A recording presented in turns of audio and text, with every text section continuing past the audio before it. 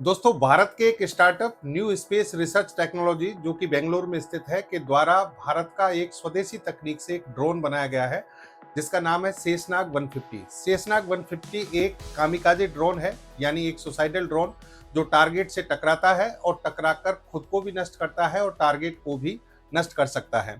इस ड्रोन की कुछ खास बात इस तरीके से है, क्योंकि ये लॉन्ग डिस्टेंस में बनाया गया है। 1000 किलोमीटर से ज्यादा इसकी मारक क्षमता है।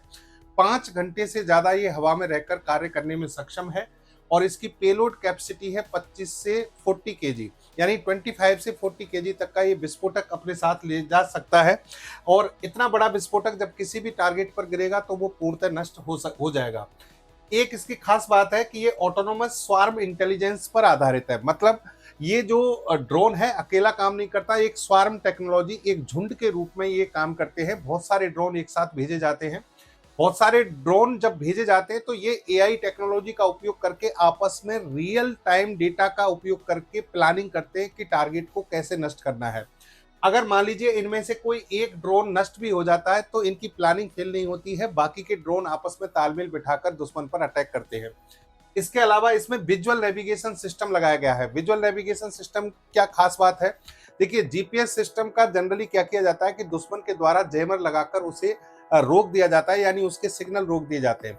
लेकिन विजुअल नेविगेशन सिस्टम जो है, ये इसमें पहले से जो डेटा स्टोर है उसके आधार पर जमीन का या फिर किसी भी टारगेट के जो विजुअल्स हैं, उनके चित्र हैं, उनके आधार पर उसको पहचानने की कोशिश करता है। और फिर इसमें लॉइटरिंग कैपेबिलिटी है, मतलब ये टारगेट के चारों ओर काफी देर तक मंडराता रहता है और जब टारगेट फिक्स हो जाता है, उसकी डिटेक्शन और ट्रैकिंग हो जाती है, तब उस पर हमला कर देता है।